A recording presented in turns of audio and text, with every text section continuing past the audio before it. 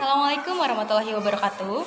Perkenalkan, nama saya Indah Wulandari dari Prodi S1 Teknologi Informasi Fakultas Saintek Universitas Harimulya. Nah, di video kali ini aku bakal ngejelasin beberapa materi yang aku dapat dari Profesor Ekoji. Mungkin anak-anak IT, anak-anak komunikasi udah nggak asing lagi ya sama Ekoji itu. Nah, di sini aku ngambil 50 materi tentang tata kelola teknologi. Nah, jadi di sini aku bakal ngejelasin singkat-singkatnya aja. Yang pertama ini aku bakal ngejelasin tentang experiential learning. Experiential learning sebenarnya adalah suatu proses mendapatkan kemampuan kompetensi skill dari melakukan sesuatu. Anda tahu karena melakukan. Jadi kita tahu karena melakukannya. Dikatakan belajar dari pengalaman kita mengalami sendiri secara motorik, secara kognitif kita mengalaminya, sehingga dari situ kita belajar pengalaman itu menjadi bagian dari kita belajar. Terus juga konsepnya sangat sederhana. Bagaimana kita sekarang bisa belajar melalui pengalaman. Tujuan dari belajar pengalaman ini adalah supaya kita belajar di mana kita berbuat kesalahan, di mana kita harus mendapatkan konsekuensi. Dari itu nanti bagaimana kita bisa memperbaikinya. Terus juga ada teknologi pendidikan. Teknologi pendidikan adalah studi dan etika praktik untuk memfasilitasi dan meningkatkan kinerja belajar. Studi dan etika praktik tersebut dapat melalui penciptaan, penggunaan, pengaturan proses, dan sumber daya teknologi. Teknologi pendidikan bersifat abstrak. Dalam hal ini, teknologi pendidikan bisa dipahami sebagai suatu proses yang kompleks dan terpadu yang melibatkan orang, prosedur, ide, peralatan, dan organisasi untuk menganalisis masalah, mencari jalan, dan mengatasi permasalahan. Melaksanakan, menilai, mengelola pemecahan masalah yang mencakup dalam aspek belajar manusia. Teknologi pendidikan juga merupakan suatu cara yang sistematis dalam mendesain, melaksanakan, dan mengevaluasi proses keseluruhan dari belajar dan pembelajaran dalam bentuk tujuan pembelajaran yang spesifik berdasarkan penelitian dalam teori belajar dan komunikasi pada manusia dan menggunakan kombinasi sumber-sumber belajar dari manusia maupun non-manusia untuk membuat pembelajaran lebih efektif. Terus ada juga data center. Data center adalah sebuah fasilitas yang dimanfaatkan untuk menempatkan sistem dan komponen-komponen komputer seperti sistem telekomunikasi dan penyimpanan data. Biasanya, pusat data juga berhubungan dengan catu daya redundan atau cadangan, pengontrol lingkungan, dan mengamankan serta mencegah dari bahaya. Selain itu, salah satu fungsi data center adalah sebagai penempatan server untuk database atau website. Di dalam data center terdapat ratusan atau ribuan server yang disusun pada rak dan ditata sedemikian rupa. Pendingin, sistem catu daya, sistem keamanan, dan lain-lain diatur sedetail mungkin. Maka dari itu, hal yang harus diperhatikan pada data center adalah desain dan perencanaan yang matang dan harus mencakup aspek-aspek data center. Sekarang itu menjadi otak pusat tulang punggung dari seluruh memori yang ada di negara kita menjadi 20 aplikasi yang ada di seluruh negara kita, semua ditaruh di data center. Salah satu ahli di bidang data center itu adalah Bapak Rizal Wijaya. Beliau adalah mantan presiden direktur dari Microsoft zaman dahulu. Bapak Rizal Wijaya memang bermain dari mulai tahun 1983. Dari tahun 80. Terus juga ada War Room and Command Center. Command Center atau yang lebih dikenal istilah War Room, Situation Room adalah sebuah tempat di mana dipakai untuk melakukan koordinasi secara virtual. Kenapa itu dihubungkan dengan berbagai situs yang bisa dilihat dalam satu ruangan? Karena awalnya itu dipakai oleh tentara waktu mereka ingin perang. Waktu itu dianggap sebagai situation room. Adapun maksudnya adalah sebuah lokasi yang lengkap dengan infrastruktur yang diperlukan, di mana seorang pimpinan dapat memberikan komando memonitor berbagai hal yang terjadi di sana dalam tujuan pengambilan keputusan, karena dari situ dia bisa terpusat melihat seluruh kendali dalam satu tempat yang mudah. Apa yang diharapkan dari sebuah forum atau command center atau situation room? Pertama itu harus kaya fungsi dan visualisasi. Terus selanjutnya ada learning management system atau sistem manajemen pembelajaran. Merupakan istilah global untuk sistem komputer yang dikembangkan secara khusus untuk mengelola kursus online, mendistribusikan materi pelajaran, dan memungkinkan kolaborasi antara siswa dan guru, seperti mengelola setiap aspek kursus, mulai dari pendaftaran siswa hingga penyimpanan hasil tes. Intinya, learning management system merupakan tulang punggung sebagian besar aktivitas e-learning. Learning management system dibangun di berbagai, umumnya PHP, Net, dan Java, dan mereka yang terhubung ke database seperti MySQL atau SQL Server. Ada banyak learning management system di luar sana, baik komersial maupun open source. Terus selanjutnya ada online collaborative learning atau pembelajaran kolaboratif berbasis online.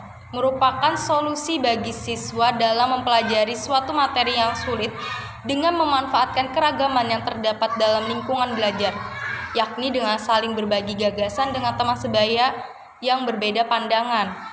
Sebagaimana oleh Staples 2007 dan Sato 2007, bahwa pembelajaran kolaboratif merupakan produk gagasan bersama, di mana siswa mengajukan, menyimak, dan merespon gagasan satu sama lain, lalu membangun sebuah pemaknaan atau pemahaman melalui usaha bersama dalam keragaman atau perbedaan.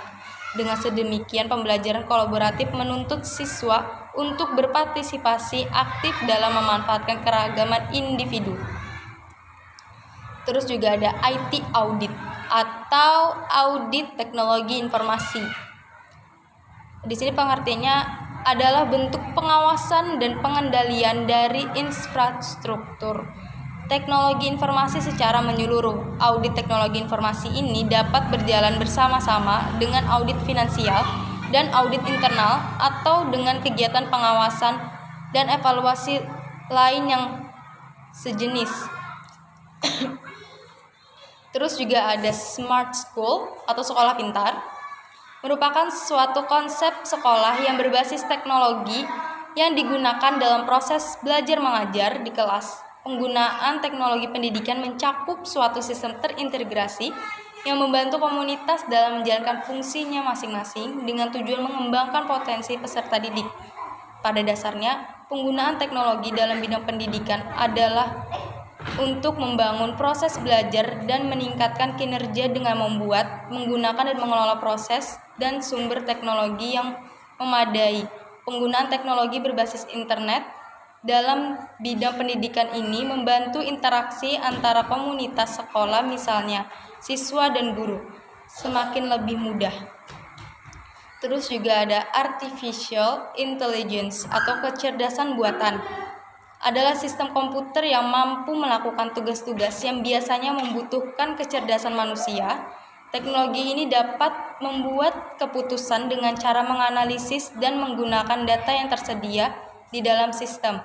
Proses yang terjadi dalam artificial intelligence mencakup learning, reasoning, dan self-correction. Proses ini mirip dengan manusia yang melakukan analisis sebelum memberikan keputusan.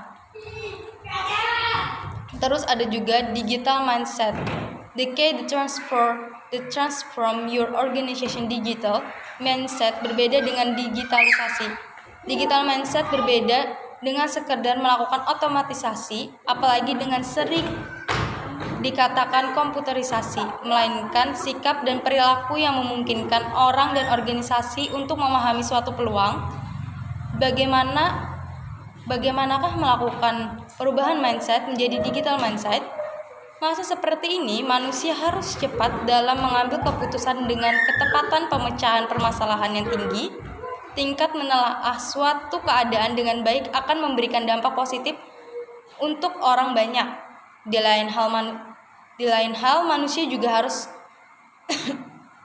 selalu melakukan perbaikan dan inovasi untuk meningkatkan kualitas pelayanan dan kolaborasi. Dengan melakukan inovasi dan kolaborasi pada masa pandemi ini akan tetap membuat manusia saling bekerja sama satu sama lain. Saat ini bukan saatnya untuk merasa berkompetisi, siapa yang mendapatkan paling banyak, tapi bagaimana manusia dapat berkolaborasi satu dengan yang lainnya, menyatukan kelebihan dan kekurangan masing-masing untuk dapat menghasilkan suatu produk atau kegiatan. Tentunya networking yang akan dihasilkan pun akan baik pada saat era ini.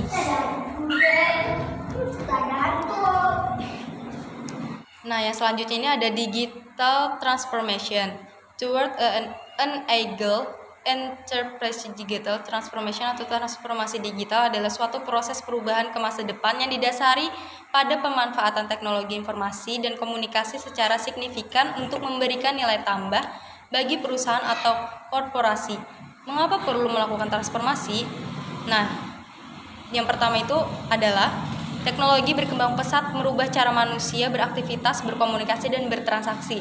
Yang kedua, beragam aplikasi menyediakan fitur-fitur yang memungkinkan terjadinya layanan yang lebih cepat, lebih baik, dan lebih murah. Yang ketiga, produk-produk berbasis teknologi digital seperti e-money, digital wallet, internet banking, crypto, currency, dan sebagainya ditawarkan oleh para kompetitor bisnis. Yang keempat, generasi milenial ingin agar semua interaksi dan transaksi dilakukan dengan menggunakan teknologi. Hal utama yang perlu ditransformasikan adalah perubahan mindset manusia, budaya, proses, dan teknologi. Yang kelima, ada finansial teknologi, adalah sebuah industri di mana menyediakan berbagai jasa keuangan, terutama yang sifatnya produk atau layanan yang pada saat ini bank maupun industri perbankan keuangan lainnya tidak bisa memberikan itu. Kebutuhan itu ada tapi tidak bisa diberikan oleh industri perbankan maupun industri keuangan yang ada sekarang. Jika zaman dulu orang harus bertransaksi secara langsung bertemu yang tentunya memakan waktu dan tenaga, namun saat ini semuanya hampir bisa dilakukan dengan tangan dan gadget kamu, seperti halnya bertransaksi secara online, transfer dengan aplikasi mobile banking, dan lain-lain sebagainya. Teknologi finansial sangat populer di kalangan media atau mereka yang aktif di bidang teknologi. Perusahaan startup juga menggunakan teknologi finansial ketika berurusan dengan keuangan, baik transfer atau yang lainnya. Jadi bisa dibilang vintage sendiri merupakan penggabungan antara teknologi dan sistem keuangan. Selanjutnya ada Agile Enterprise. Agile Enterprise adalah sebuah perusahaan yang mampu secara cepat beradaptasi dengan sebuah perubahan dan dinamika yang terjadi, atau perusahaan yang tangkas dan lincah dalam menghadapi berbagai perubahan zaman. Kuncinya adalah kecepatan. Kalau dikatakan mampu berubah tapi tidak cepat, itu namanya sudah terlambat. Oleh karena itu, kecepatan menjadi kunci atau alasan.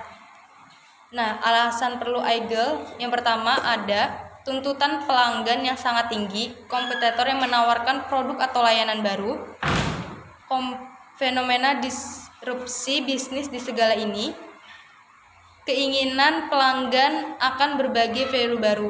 Terus ada juga manfaat agile.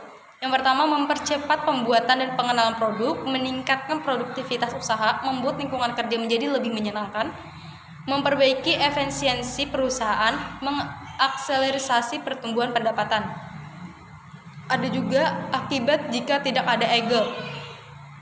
Yang pertama itu ada kehilangan pelanggan karena kebutuhannya tidak terpenuhi, kehilangan peluang memanfaatkan pasar digital baru, kehilangan minat investor untuk berkolaborasi, kehilangan kepercayaan masyarakat terutama generasi milenial, kehilangan dukungan karyawan internal yang inovatif. Agile dalam hal apa saja? Membuat produk baru, mengubah cara layanan, mengambil keputusan, mengembangkan inovasi, membiayai operasional, memutuskan investasi, dan sebagainya. Terus ada juga data mining. Data mining atau penggalian data adalah suatu proses pengumpulan informasi penting dari suatu data yang besar. Proses data mining seringkali menggunakan metode statistika, matematika, hingga memanfaatkan teknologi artificial intelligence. Fungsi utama dari data mining ini ada dua macam, yaitu fungsi deskriptif dan fungsi prediktif. Fungsi deskriptif dalam data mining adalah sebuah fungsi untuk memahami lebih jauh tentang data yang diamati. Dengan melakukan sebuah proses, diharap bisa mengetahui perilaku dari sebuah data tersebut. Data tersebut itulah yang nantinya dapat digunakan untuk mengetahui karakteristik dari data yang dimaksud. Fungsi prediktif dalam data mining adalah fungsi bagaimana sebuah proses nantinya akan menemukan pola tertentu dari suatu data. Pola-pola tersebut dapat diketahui dari berbagai variabel. Variabel yang ada pada data. Ketika sudah menemukan pola, maka pola yang didapat tersebut bisa digunakan untuk memprediksi variabel lainnya yang belum diketahui nilai ataupun sejenisnya. Terus juga ada MOOC atau Massive Open Online Course adalah salah satu bentuk teranyar dari pendidikan jarak jauh berbasis ICT, Information and Communication Technology, atau bisa juga MOOC diartikan sebagai sebuah bentuk pendidikan yang memiliki beberapa karakteristik, memiliki titik awal dan akhir, menekankan pada materi dalam bidang atau topik tertentu, yang disertai seperangkat penugasan dan penilaian tertentu. Disajikan secara daring, bebas biaya, dan tidak membutuhkan proses administrasi. Terus juga ada Computer Emergency Response Team. CERT atau Computer Emergency Response Team adalah tim koordinasi teknis terkait insiden di internet di seluruh dunia. Selanjutnya, tim ini disempurnakan lagi lewat RFC 2350 dengan nama CSIRT, Computer Security Incident Response Team. CERT atau CSIRT di setiap negara umumnya dibangun oleh komunitas, walaupun ada juga yang didukung oleh pemerintah. Sebagai contoh, KRCORT CERT Korea Selatan, GP CERT Jepang, atau AUCERT Australia. Perlu juga disadari bahwa CERT atau CSIRT di tiap negara memiliki beragam kewenangan, pekerjaan, dan konstituen yang digarap. Pada selanjutnya itu ada cyber power. Cyber power menjelaskan cyber sebagai salah satu produk possession state power yang dimiliki oleh negara. Cyber power adalah bagaimana cyber merupakan power negara dalam bentuk cyber, tetapi juga dapat digunakan bersama dengan bentuk power negara yang lainnya, terutama dalam konteks penjelasan soft and hard power. Lin Zhang menjelaskan bahwa cyber power adalah konsep yang menjelaskan kapabilitas suatu negara untuk dapat melakukan aksi atau memiliki pengaruh dalam cyberspace. Cyber power kemudian menjadi alat bagi negara untuk menjalankan cyber warfare. Selanjutnya ada UI and UX. User interface atau UI adalah desain antarmuka. Desain antarmuka untuk mesin dan perangkat lunak seperti komputer, peralatan rumah tangga, perangkat mobile, dan perangkat elektronik lainnya, dengan fokus pada memaksimalisasikan pengalaman pengguna. User experience atau UX adalah proses meningkatkan kepuasan pengguna aplikasi dan pengunjung website dalam meningkatkan kegunaan dan kesenangan yang diberikan dalam interaksi antara pengguna dan produk. Terus ada juga metode Scrum, asal dari kata Scrum yang artinya berkumpul rame-rame untuk kerja sama secara dekat untuk tujuan objektif tertentu, suatu kerangka metode yang dapat menjadi panduan bagi mereka yang ingin beradaptasi secara cepat terhadap perubahan zaman, terutama dalam hal menyelesaikan masalah, membuat produk, pelayanan mencari solusi dan inovatif sejarah Scrum. Agile Process Framework untuk mengelola pekerjaannya relatif kompleks, awalnya digunakan oleh para software developer untuk menghadapi permintaan user yang berubah-ubah. Cara kerja Scrum berdasarkan prinsip juga tercantum dalam Agile Manifesto. Terus ada juga IT Governance. Dipandang dari sudut akademik, apa sih governance itu? 95% adalah tata kelola, tetapi dalam Kamus Bahasa Indonesia artinya manajemen. Henderson dan Van Katraman 1993, pemilihan metode model untuk pengambilan keputusan mengenai pemanfaatan penggunaan sumber daya IT. Terus juga penjelasan dari Jerry Luhmann pada tahun 1996, bagaimana tingkatan otoritas pengambilan keputusan terkait dengan IT didefinisikan dan di-sharing among manajemen dan bagaimana proses organisasi. Terus Sambarmurti dan Zmuth pada tahun 1999 sampai tahun 2000, pola otoritas terkait dengan aktivitas IT, pengambilan keputusan korporasi terkait dengan pemanfaatan aktivitas IT yang utama atau core IT activities. Ada juga cyber war, penggunaan komputer dan internet untuk melakukan peperangan di dunia maya, seperti di dunia yang mengirimkan paket bermacam-macam. Contohnya seperti Dubai yang menggunakan setup e-security center karena diserang secara bertubi-tubi dari berbagai pihak. Kita tahu Dubai sedang berkembang, ingin menjadi sebuah negara yang ultra modern. Pada saat yang bersamaan, Dubai diserang, makanya mereka menggunakan setup e-security center. Terus juga ada S-learning. S biasanya dari singkatan smart dan seamless. Sebelum S-learning ada M-learning atau mobile, U-learning, T-learning, dan ini ada S-learning.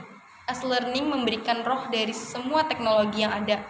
S-learning yang menekankan pada penjembatan semua learning yang ada dengan formal, informal, individual, dan fisikal, yaitu setiap tarikan napas itulah mereka belajar. Kemanapun kita berada, itu adalah belajar. Karena pengalaman Profesor Ekoji itu susah mengenalkan learning di mahasiswa, dan pas masa pandemik ini kita disuruh menyesuaikan dan belajar pun menjadi mudah dengan adanya learning. Selanjutnya ada software engineering. Adalah proses analisis kebutuhan dan desain pengguna, konstruksi dan uji aplikasi yang akan memenuhi kebutuhan-kebutuhan tersebut melalui penggunaan bahasa pemrograman. Secara garis besar, software engineering bisa diartikan sebagai penerapan prinsip-prinsip teknik pengembangan perangkat lunak. Berbeda dengan pemrograman sederhana, software engineering digunakan untuk sistem aplikasi yang lebih besar dan kompleks. Umumnya proses ini digunakan untuk kebutuhan bisnis dan organisasi. Terus selanjutnya ada perpustakaan masa depan. Perpustakaan di masa depan bukan lagi hanya tempat untuk meminjam dan mengembalikan buku. Perpustakaan menjadi tempat yang didatangi masyarakat untuk melakukan interaksi sosial. Interaksi sosial yang dimaksud adalah diskusi, workshop, pertemuan komunitas, dan pengembangan kreativitas, dan lain-lain. Perpustakaan pada masa depan lebih mengutamakan ruangan yang nyaman dan memfasilitasi berbagai kegiatan masyarakat. Konsep yang dikembangkan adalah mendekatkan perpustakaan dengan masyarakat dengan cara memberikan fasilitas tempat dan berbagi sumber daya untuk masyarakat yang berpikir positif dan membangun. Secara ringkas, apapun kegiatannya tidak menjadi soal selama dilaksanakan di perpustakaan. Selanjutnya ada problem-based learning. Adalah suatu pembelajaran yang menyuguhkan berbagai situasi bermasalah yang autentik dan bermakna kepada siswa yang berfungsi sebagai landasan bagi investigasi dan penyelidikan siswa. PBL membantu siswa untuk mengembangkan keterampilan untuk belajar secara mandiri, keterampilan penyelidikan, dan keterampilan mengatasi masalah, serta perilaku dan keterampilan sosial sesuai peran orang dewasa.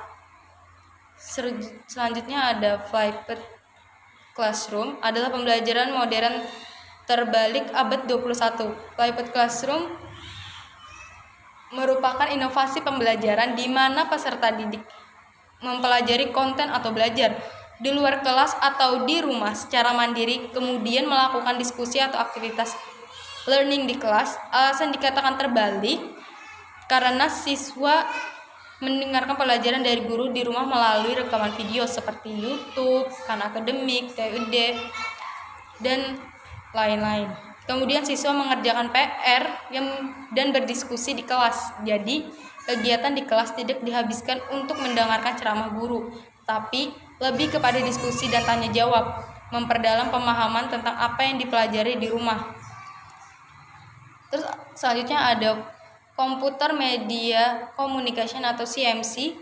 Di zaman sekarang, hampir semua orang melakukan CMC atau Computer Media Communication setiap hari. berkirim pesan melalui aplikasi chat, berbasis pesan di forum daring, dan berteman di media sosial adalah contoh sederhana dari CMC. Jenis komunikasi yang dilakukan dengan bantuan komputer ini sebenarnya sudah ada sejak masa Perang Dunia Kedua, bersamaan dengan ditemukannya komputer digital pada awal tahun 1960-an. Saat itu komputer hanya digunakan untuk mengirim data dan memproses informasi. Baru di tahun 1990-an munculnya internet yang menjadi penjembatan komunikasi manusia yang terpisah jarak dan waktu. Adanya cara dan teknologi baru dalam berkomunikasi ini membuat para ahli mulai mengkaji bidang CMC secara teoritis. CMC adalah proses komunikasi manusia melalui penggunaan dua atau lebih komputer yang melibatkan manusia dan konteks tertentu. CMC mempelajari bagaimana perilaku manusia dapat dibentuk melalui pertukaran informasi melalui media komputer serta internet. Dengan adanya internet, komunikasi dapat terjadi secara bebas dan manusia bisa berkomunikasi secara interpersonal atau bahkan secara massa. Penerapan CMC seharusnya sudah tidak asing lagi bagi kehidupan sehari-hari kita, terutama generasi muda. Pada media sosial seperti Facebook, YouTube, Twitter, dan Instagram, kita bisa terhubung dengan begitu banyak orang dari berbagai tempat. Sedangkan aplikasi chatting seperti WhatsApp, Line, dan Telegram membuat kita bisa intens bertukar kabar juga dengan keluarga dan orang-orang terdekat. Terus selanjutnya ada Enterprise Resource Planning atau ERP. Adalah sistem perangkat lunak modular yang dirancang untuk mengintegrasikan area fungsional utama dari proses bisnis perusahaan ke dalam satu sistem yang terpadu. ERP menstandarisasi, menyederhanakan, dan mengintegrasikan proses bisnis seperti keuangan, sumber daya manusia, pengadaan, distribusi, dan departemen lainnya. Pada tahun 1990, Gartner menciptakan istilah ERP untuk mendeskripsikan evolusi perancangan kebutuhan material MRP dan perencanaan sumber daya manufaktur MRP2. Ketika fungsi keduanya berkembang dari manufaktur ke bagian-bagian lain dari perusahaan, bagaimana keuangan dan SDM, sistem ERP berkembang pesat pada tahun 1990-an sebagai respon terhadap peristiwa Y2K dan pengenalan euro. Sebagian besar perusahaan membutuhkan cara untuk meningkatkan efisien dalam bisnis mereka, dan ERP menyediakan cara yang hemat biaya untuk menggantikan sistem lama dengan paket standar yang dapat menyederhanakan berbagai proses bisnis yang kompleks. Terus selanjutnya ada EI atau Enterprise Architecture. Enterprise Architecture atau EI adalah pembelajaran yang dilakukan untuk menentukan analisis desain, perencanaan, dan pelaksanaan bagi suatu perusahaan. Hal ini dilakukan untuk keberhasilan pengembangan dan pelaksanaan strategi. Seorang EI menerapkan prinsip arsitek dan belajar untuk memimpin organisasi melalui bisnis, informasi, proses, dan perubahan teknologi yang berperan penting untuk melaksanakan strategi yang telah direncanakan. Dengan melakukan hal tersebut, berbagai macam aspek yang terdapat di suatu perusahaan dapat diidentifikasi, dimotivasi, dan diterima perubahannya. Pada tahun 1987, John Zalcman adalah orang pertama yang memperkenalkan teori EI. Tujuan dari teori ini adalah untuk menggunakan prinsip arsitektur yang digunakan pada teknik sipil tetapi diterapkan kepada sebuah perusahaan untuk menguranginya rumitnya pengembangan sistem informasi. Terus ada IT Master Plan. IT Master Plan merupakan suatu perencanaan jangka panjang dalam pengembangan sistem informasi guna mendukung visi dan visi perusahaan. IT Master Plan berisi strategi-strategi organisasi dan perusahaan dalam memanfaatkan teknologi informasi sebagai enabler dan menambah keunggulan yang kompetitif. Terus selanjutnya ada gamification. Gamification itu bisa diringkas dengan adalah proses dengan menggunakan game thinking dan game mekanik untuk menyelesaikan masalah. Dan yang paling penting adalah user gamification, adalah pemanfaatan game-game elemen, pemikiran game, mekanik game di dalam lingkungan yang non di lingkungan yang bukan game tujuannya untuk meningkatkan partisipasi orang dan keterlibatan oleh orang tersebut. Terus juga ada ini Smart Campus atau kampus cerdas mengacu pada fasilitas-fasilitas kampus pendukung semua kegiatan sivitas akademik dalam melaksanakan kewajiban Tridharma perguruan tinggi yang menggunakan teknologi informasi sebagai tulang punggung pendukung. Nah, terus di sini juga ada digital forensik. Digital forensik adalah suatu ilmu pengetahuan dan keahlian untuk mengidentifikasi, mengoleksi, menganalisa, dan menguji bukti-bukti digital pada saat menangani sebuah kasus yang memerlukan penanganan dan identifikasi barang bukti digital. Digital forensik investigasi memiliki berbagai aplikasi. Yang paling umum adalah untuk mendukung atau menolak hipotesis sebelum pidana atau perdata sebagai bagian dari penemuan elektronik pengadilan proses.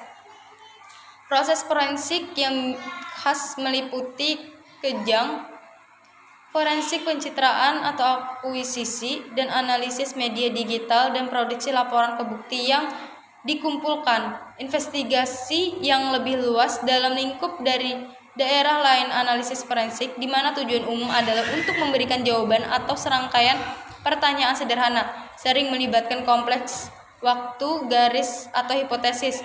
Menurut Budi Santoso, digital forensik adalah kombinasi disiplin ilmu hukum dan pengetahuan komputer dalam mengumpulkan dan menganalisa data dari sistem komputer, jaringan komunikasi nirkabel, dan perangkat penyimpanan sehingga dapat dibawa sebagai barang bukti di dalam penegakan hukum.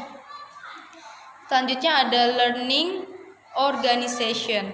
Learning organization adalah organisasi yang terlatih dalam menciptakan, meraih, dan mengubah pengetahuan atau informasi dan memperbaiki sikapnya untuk mencerminkan pengetahuan dan pandangan baru. Menurut penulis, learning organization adalah sebuah organisasi yang menciptakan suasana penunjang dan memberikan kesempatan yang seluas-luasnya bagi individu di dalamnya untuk belajar secara individu dan berkelompok, kemudian mengaplikasikan hasil belajarnya ke dalam proses maupun kegiatan organisasi. Selanjutnya ada cyber law. Cyber law itu adalah aspek hukum yang istilahnya berasal dari cyber spatial law, yang ruang lingkupnya meliputi setiap aspek yang berhubungan dengan orang, perorangan, atau subjek hukum yang menggunakan dan memanfaatkan teknologi internet atau elektronik yang dimulai pada saat mulai online dan memasuki dunia cyber atau maya. Terus ada edutainment, berasal dari kata education yaitu pendidikan, dan entertainment yaitu hiburan. Jadi dapat disimpulkan bahwa edutainment merupakan proses pembelajaran yang didesain dengan memadukan antar muatan pendidikan dan hiburan secara harmonis sehingga pembelajaran berlangsung menyenangkan. Selanjutnya ada netiquette. Netiquette merupakan etika dalam menggunakan internet. Internet sebagai kumpulan komunitas diperlukan aturan yang akan menjadi acuan orang-orang sebagai pengguna internet, di mana aturan ini menyangkut batasan dan cara terbaik dari memanfaatkan fasilitas internet. Selanjutnya ada konsep society 5.0.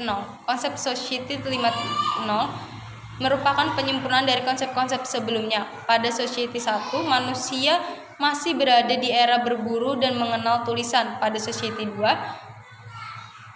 adalah era pertanian di mana manusia sudah mulai mengenal bercocok tanam. Lalu pada Society 3 sudah memasuki era industri, yaitu ketika manusia sudah mulai menggunakan mesin untuk menunjang aktivitas sehari-hari.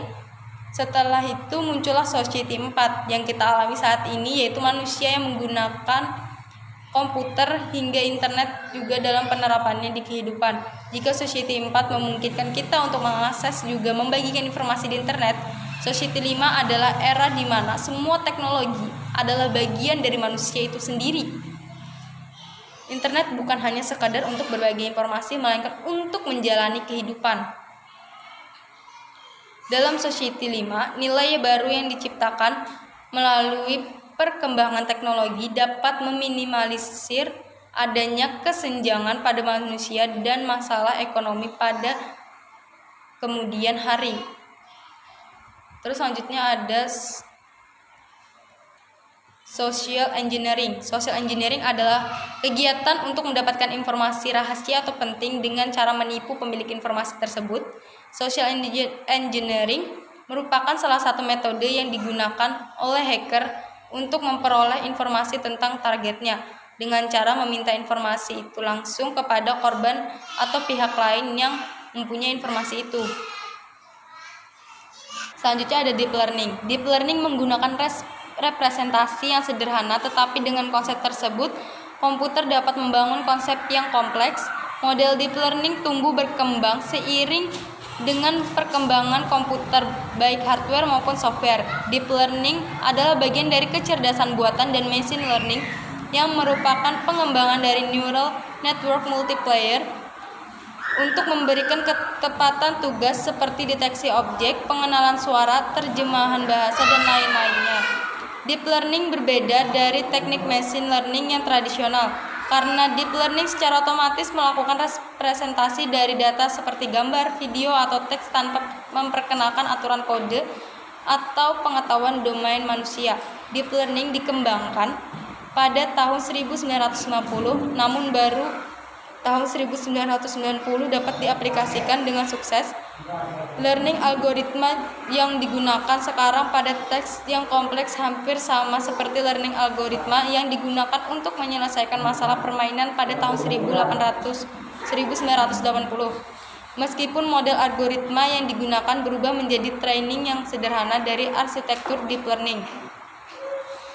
Terus juga ada big data dalam dunia pendidikan.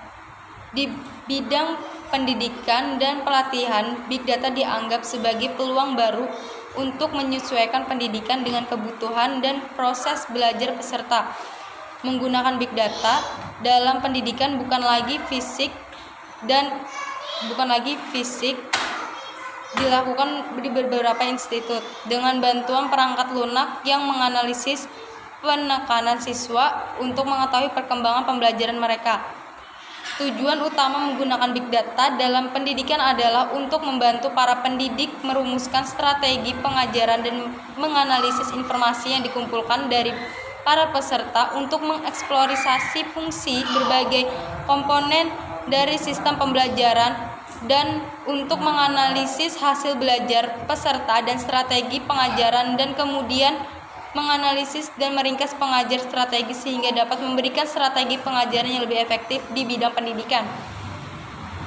Pendidikan dan pelatihan di bidang perpustakaan secara online merupakan sebuah inovasi yang mempunyai peluang hebat. Saat ini pintu telah terbuka sangat lebar melalui infrastruktur internet yang semakin baik, sumber daya manusia yang sudah mulai berbenah serta penyediaan konten yang beragam.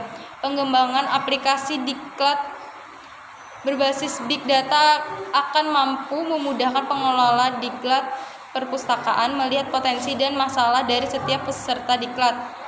Berdasarkan data ini, pengelola diklat akan mampu melakukan monitoring dan evaluasi terhadap peserta diklat, pengajar diklat, bahan ajar diklat, serta pelaksanaan diklat.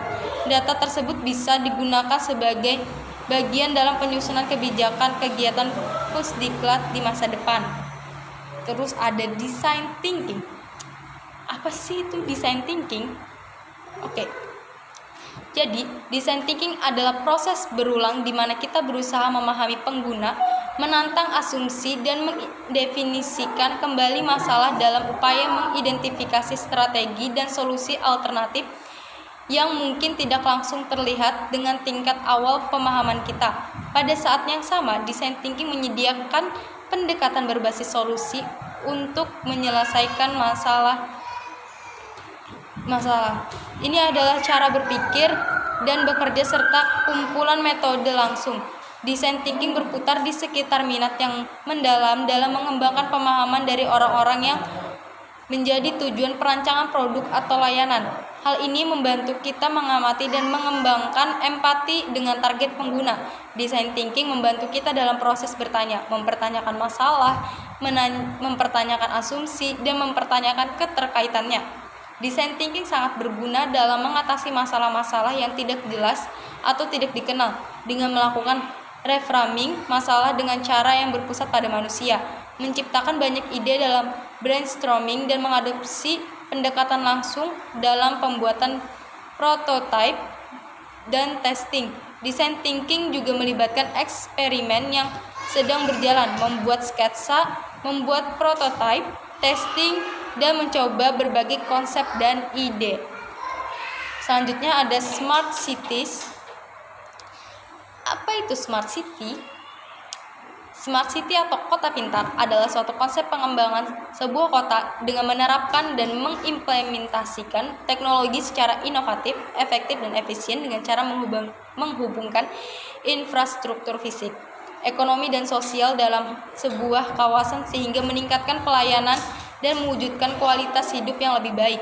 Smart city merupakan wilayah kota yang telah mengintegrasikan teknologi informasi dan komunikasi dalam tata kelola sehari-hari dengan tujuan untuk mewujudkan efisiensi, memperbaiki pelayanan publik, serta meningkatkan kenyamanan dan kesejahteraan warganya. Smart City merupakan sebuah performansi yang baik untuk sebuah kota yang didukung oleh kombinasi yang pintar atau smart dari segala aktivitas, kajian, penemuan, serta kesadaran diri dari masyarakat kota tersebut. Smart City diharapkan mampu memberikan dampak positif bagi pemerintah, kehidupan sosial masyarakat, transportasi, kualitas hidup, persaingan yang sehat di segala bidang dengan memanfaatkan teknologi informasi dan komunikasi. Selanjutnya ada cyber security. Mungkin udah nggak asing ya cyber security itu apa. Jadi cyber security adalah teknologi, proses, dan praktik yang dirancang untuk melindungi jaringan komputer, program, dan data dari serangan, kerusakan, atau akses yang tidak sah. Cyber security juga disebut sebagai upaya untuk melindungi informasi dari adanya cyber attack. Keamanan komputer atau dikenal juga sebagai sebutan cyber security atau IT security adalah keamanan informasi yang diaplikasikan kepada komputer dan jaringannya. Keamanan komputer bertujuan membantu pengguna agar dapat mencegah penipuan atau mendeteksi adanya usaha penipuan di sebuah sistem yang berbasis informasi. Selanjutnya ada personal learning network. Pengertian personal learning network atau jaringan pembelajaran personal adalah singkatan dari personal learning network atau jaringan pembelajaran personal. Definisi JPP itu luas, tetapi pengertian dan konsisten dari JPP adalah melibatkan jaringan atau sekelompok peserta yang terpercaya yang berinteraksi dan belajar satu sama lain secara teratur. JPP adalah tempat untuk berkomunikasi dengan orang lain, berbagi sumber daya, membuat dan berbagi atau mengumpulkan informasi baru. JPP dapat berlangsung di berbagai lokasi seperti secara langsung dan melalui aplikasi media sosial seperti Twitter, Skype, FaceTime, Facebook, Telegram, LinkedIn, blog, Instagram, Zoom, dan lain-lain. JPP berbeda dari pengembangan profesional karena terus berlangsung dalam jangka waktu yang lama, terkadang berbulan-bulan bahkan bertahun-tahun. Anggota JPP juga dianggap anggota profesional. Dalam grup JPP, anggota bisa mendapatkan nasihat profesional dan umpan balik dari individu yang tidak terlibat langsung dalam kehidupan profesional seseorang. Meskipun JPP sudah ada sejak lama, saat ini mereka lebih berkembang lagi dan menggunakan tampilan baru karena media sosial dan jaringan mengubah cara orang terhubung. Media sosial dan teknologi menghilangkan hambatan kolaborasi. Selanjutnya ada konsep cloud computing. Cloud computing merupakan gaya komputasi baru di mana sumber daya yang terukur secara dinamis dan sering kali menggunakan konsep virtualisasi yang disediakan oleh provider dengan memanfaatkan media internet. Secara konsep, cloud computing berarti menyimpan dan mengakses data dan program melalui internet dari lokasi berbeda atau menggunakan komputer dari hard drive komputer kita. Dengan menggunakan cloud computing, Anda bisa mengakses data atau program di mana saja, kapan saja, dan dengan perangkat apapun. Chandrasekara 2018. Manfaat teknologi cloud computing menurut Williams 2020. Cloud computing membawa sejumlah manfaat bagi organisasi, bisnis, atau perusahaan, antara lain bayar sesuai kebutuhan, cloud tanpa investasi awal, biaya manajemen IT cloud efisien, skalabilitas cepat sesuai permintaan, akses cloud mudah dan fleksibel, penggunaan sumber daya cloud lebih baik, berbagai sumber daya. Terus ada juga cyber pedagogi. Cyber pedagogi secara harfiah pedagogi berarti seni atau pengetahuan, membimbing atau memimpin atau mengajar anak. Dengan pengertian seperti ini dapat dikatakan bahwa cyber pedagogi merupakan metode atau cara yang digunakan untuk membimbing atau mengajar anak dengan bantuan teknologi. Dengan adanya cyber pedagogi diharapkan guru tidak lagi terpaku dengan mengajar secara konvensional di mana anak-anak mendengarkan penjelasan guru, melainkan sudah memanfaatkan teknologi yang ada, misalkan dengan menggunakan e-learning, internet, dan sebagainya. Terus ada juga UNESCO Competency Framework for Teacher.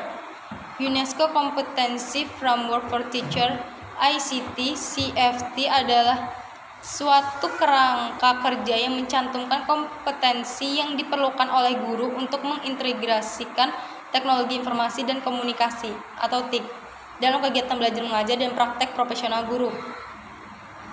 Terus ada ubiquitous learning. Ubiquitous learning, pembelajaran di mana-mana, dapat didefinisikan sebagai lingkungan belajar sehari-hari yang didukung oleh komputer seluler dan tertanam serta jaringan nirkabel dalam kehidupan kita sehari-hari. Ogata et al. 2009. Hal ini bertujuan untuk memberikan peserta didik dengan konten yang interaksi kapanpun dan dimanapun. Wang et al. Salah satu contoh pembelajaran di mana adalah pengguna komputer dan internet yang mendistribusikan kursus online dan pembelajaran jarak jauh. Pada hari-hari awal pembelajaran jarak jauh, pembelajaran dilakukan melalui surat. Multiple intelligence. Multiple intelligence adalah kecerdasan ganda yang dapat dimaknai sebagai kemampuan seseorang untuk menyelesaikan suatu masalah. Kecerdasan itu meliputi daya pikir dan perkembangan kognitif. Ada 4 perkembangan kognitif yang dicetuskan oleh Jean Piaget, yaitu 1. Sensori motor pada usia anak 0 sampai 2 tahun. Yang kedua ada praoperasional pada anak usia 2 sampai 7 tahun. Yang ketiga, operasional konkret pada anak usia 7 sampai 12 tahun.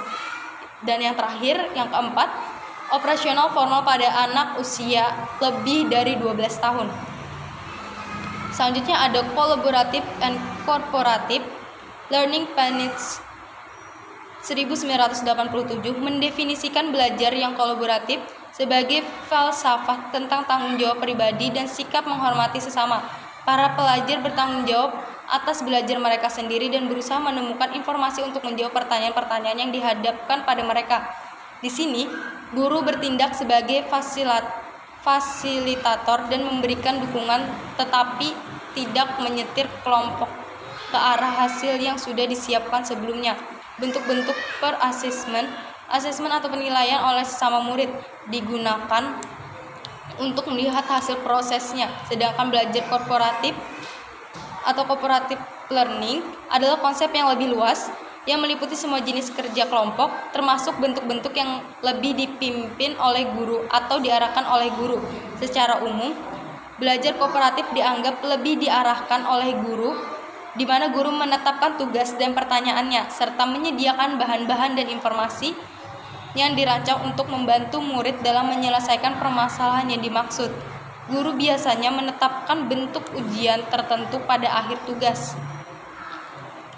Nah, mungkin itu saja yang bisa dijelaskan. Mungkin itu saja yang bisa aku jelasin, sedikit aja sih 50 materi. Apabila ada salah hilap atau kekurangan atau kelebihan, bisa kalian komen aja di bawah biar nanti aku bisa koreksi juga. Aku akhiri aja video ini ya. Salah hilap mohon maaf. Wabillahi taufiq wal hidayah. Wassalamualaikum warahmatullahi wabarakatuh.